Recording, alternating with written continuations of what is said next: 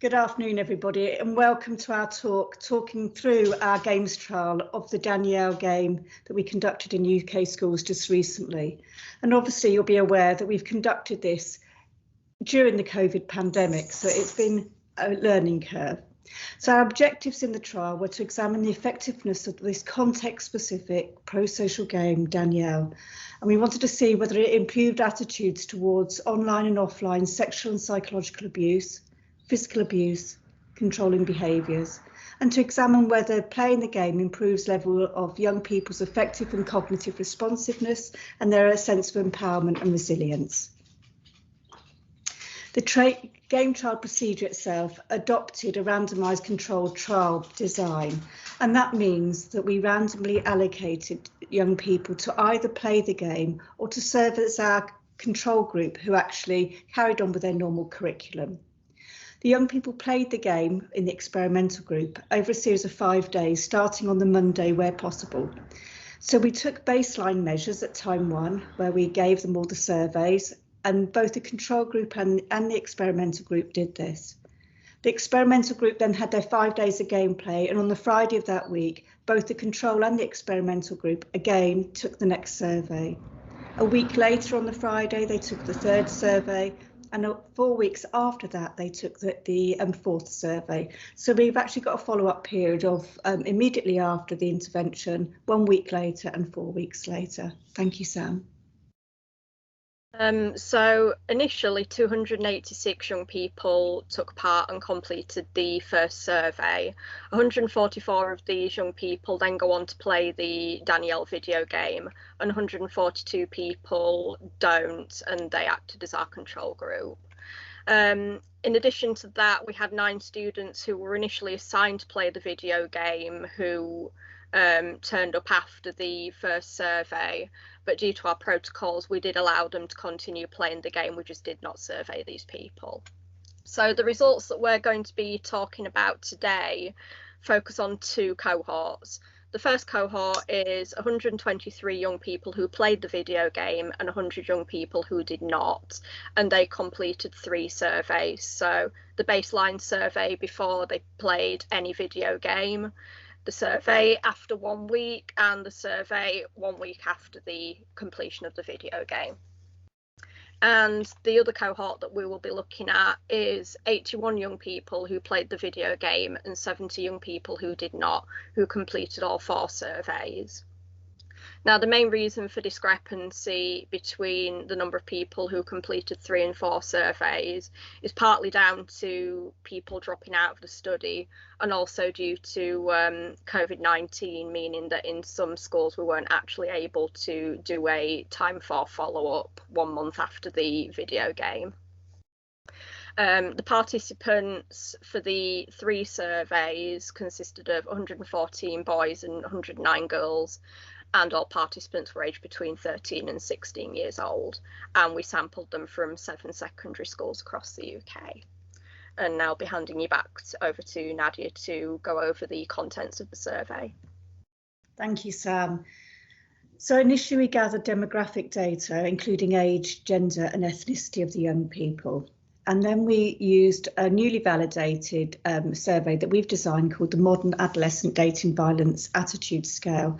And that included young people's attitudes towards sexual abuse, both on and offline, and psychological abuse on and offline, physical abuse and controlling behaviour.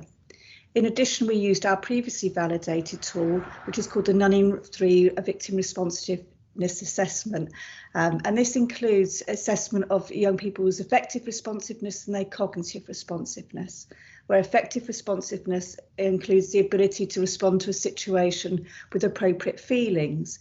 So really questioning whether or not young people feel sympathy, sadness or upset towards those who are being abused by their partner. In contrast, the cognitive responsiveness scale actually assesses empathy and understanding about other people's emotional states. So questioning whether young people understand what those who are going through abuse by a partner are actually going through. In addition, we had questions that assess people's sense of empowerment and their resilience. Thank you, Sam. So to start discussing the actual results of this gaming trial. So with regards to offline sexual abuse, our findings suggest that playing the Danielle video game does not influence or change attitudes towards sexual abuse in offline contexts. And what we mean by that is that young people reported low mean scores, so they were more likely to say that they disagreed or strongly disagreed with attitudes that justified sexual abuse. And this was whether they'd played the video game or not, and this was across all surveys, so time 1 through to time 4. As such, what we found is that there is a low attitude and a low tolerance for these attitudes that justify sexual abuse. Possible reasons for this finding would be things like the fact that young people are learning about what consent is within their relationship and sex education in schools, and also they now have quite easy access to quite a lot of material that states about what consent actually is and what consent does not look like. With regards to sexual abuse in an online context, what we do find is that playing Danielle does contribute to changing attitudes towards online sexual abuse, and that attitudes improve positively among young people who play the video game compared to those who do not. These improved attitudes are recorded following completion of the game and in the weeks that follow. And this is a really promising finding, as the game is quite confronting in tackling a number of problems, including sharing explicit photos online via social media, and also coercion and pressure to send explicit photos. When we say that we found that playing Danielle contributes towards changing attitudes, essentially what we mean is at time point 1, so at baseline, before anyone plays the game, the scores between people who did and did not play the game are quite similar, so they're responding to items in quite a similar way. For a little bit of context, for each concept that we talk about today, there were 8 items, and the scores that people could have would be between 5 and 40. So as such, you can see here that attitudes aren't particularly high, but they are quite similar before anyone plays the game. However, what you can see at time point 2 is that the group who played the game, so this red line here, they then show quite a stark change in score, so they're then more likely to disagree or strongly disagree with statements justifying abuse, and that this then carries on over the 1 week, and then if you look to the bottom graph, among the 4 weeks that then follow. With regards to physical abuse, similar to sexual abuse in an offline context, evidence from this gaming trial suggests that playing the game does not influence or change attitudes towards sexual abuse. Again, this is due to a low tolerance for attitudes justifying physical abuse, and this is recorded among all young people, whether they played the video game or not, and this is recorded from time 1 all the way through to time 4. And as such, we know that there is a good awareness among young people that physical abuse is wrong. Similarly, with accessing content online, there's quite a lot of easily accessible domestic violence campaigns that do focus on the physical abuse aspects. And as such, these findings aren't too surprising. What was interesting is that as the surveys went on, some of the young people who played the video game, they do go on to consider self-defense within survey items about physical abuse. So, for example, there's an item that asks whether it's ever acceptable to hit a girl, and a few young people did start writing annotations about maybe it would be okay in a self-defense context. In terms of psychological abuse, we find that playing Danielle contributes to changing attitudes towards this sort of abuse following playing the video game. And again, these attitudes improve positively among young people who played the game compared to those who did not. And we record these improved attitudes following completion of the video game and 1 week later. What we find is that although attitudes do not return to pre-gaming levels, they do start to stabilise by the time point 4 survey. Again, these results are really encouraging. Psychological abuse is quite a consistent theme that's focused on throughout the video game, and it's demonstrated with plot points which include the boyfriend character making a scene in front of Danielle's friends, accusing her of cheating, flirting with another girl in front of her, criticising her appearance, putting her down, and so on. Similarly to psychological abuse offline, playing Danielle contributes towards changing attitudes towards psychological abuse in an online context. And again, the attitudes improve positively among young people who play the video game compared to those who don't.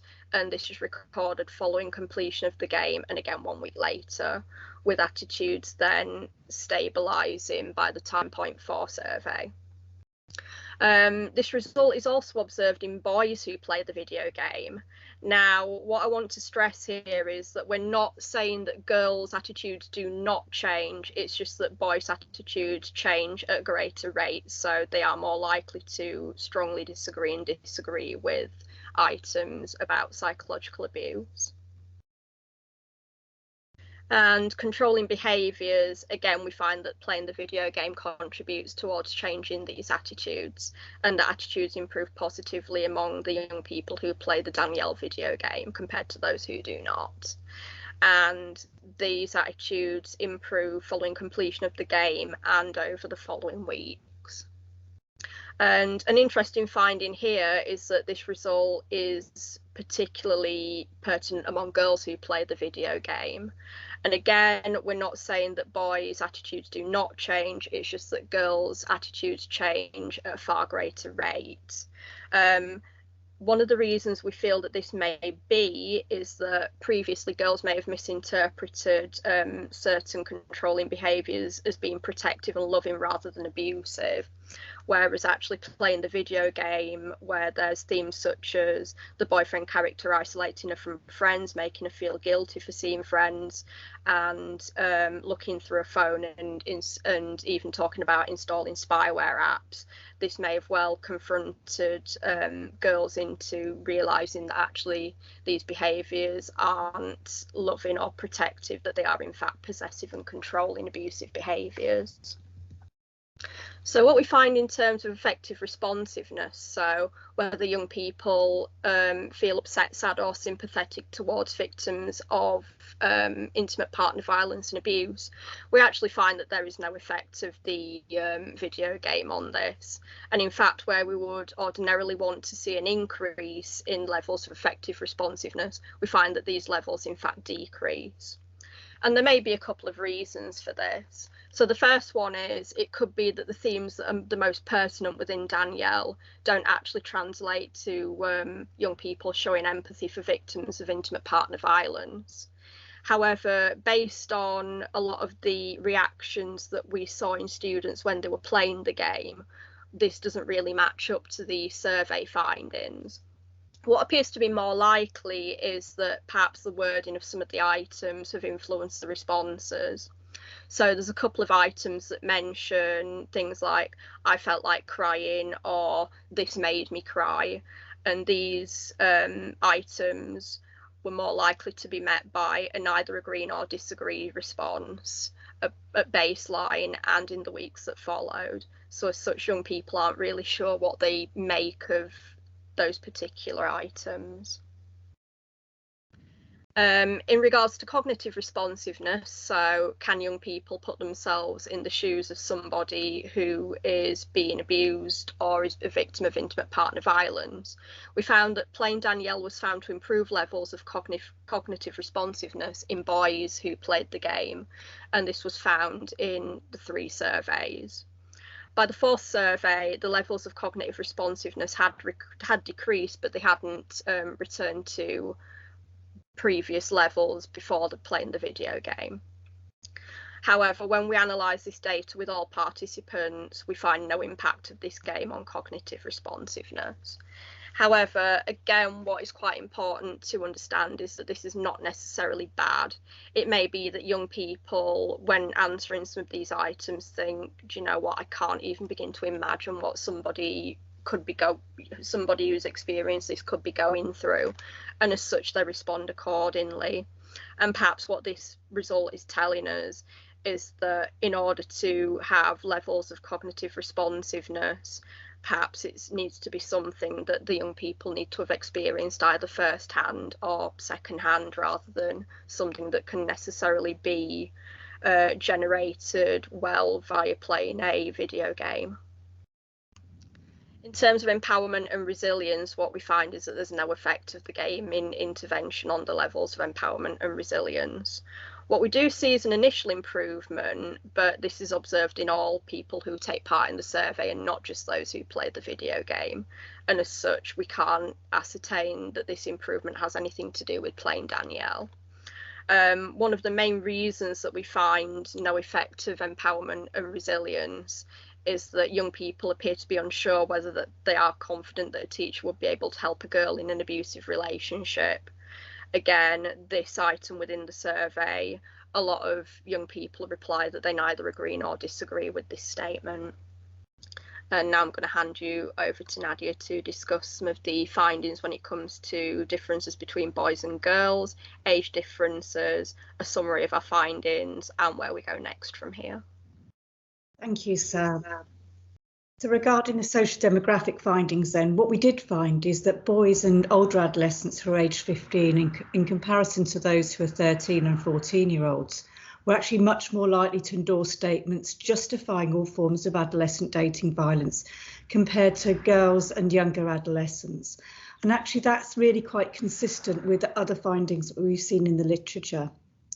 Girls also report higher levels of affective responsiveness in comparison to boys, where they were much more likely to feel sad, upset or sympathetic towards victims of abuse. And again, we normally see this gender difference in literature looking at victim blaming, with girls being less likely to do that because they have much more of an emotional resonance with the girls depicted in the studies. Thank you, Sam. So in summary then, so playing Danielle, this pro-social video game, did seem to improve some attitudes, particularly those towards online sexual and psychological abuse, and also offline psychological abuse and controlling behaviours. Playing Danielle improved boys' attitudes to psychological abuse online and increased their cognitive responsiveness, particularly their levels of empathy and understanding of other people's emotional states. And overall, playing Danielle improves girls' attitudes towards controlling behaviours, where they began to recognise this as actually abusive rather than, as Sam said, as being protective or a loving part of a relationship. What we've got to be aware of is these findings are based on young people only playing the game for between 2.5 and 3 hours. And what we'd imagine in the future is if this game was being taken up in schools more widely, that actually the young people would play this over a longer period of time. So the findings, whilst demonstrating these modest impacts, actually give us quite quiet optimism. Our randomised controlled trial design actually meant that we're unlikely to see deep learning that we would associate with things like playing the game over a protracted period of time. So rather than one chapter a day throughout the week that we saw in our randomised controlled trial, playing one chapter per week, which actually allows young people a chance to have some time for contemplation and consolidation of their learning. We'd also imagine that young people should have the opportunity to replay the chapters each week to actually test out the likely consequences of the different decisions that they might make. Also, alongside the game, we've developed a set of curriculum activities that provide opportunities for peer learning, and these activities would actually scaffold the learning that is inherent within the gameplay. So we envisage that moving forward in the future that the game should be played over one chapter per week, sat alongside attempting to do the curriculum activities that allow for peer discussion and learning together. And we'd imagine that this would actually see much greater and more sustained impacts of the game. So in terms of our moving forward, we are hoping to test out the game under these circumstances to actually see what the impact is in the longer term, and not only just to look at behavioural changes, but also not only to look at attitude changes, but also to look at behavioural changes in the longer term. So here's hoping we get the next lot of funding and that we can really test this game, all the way to the top. Thank you.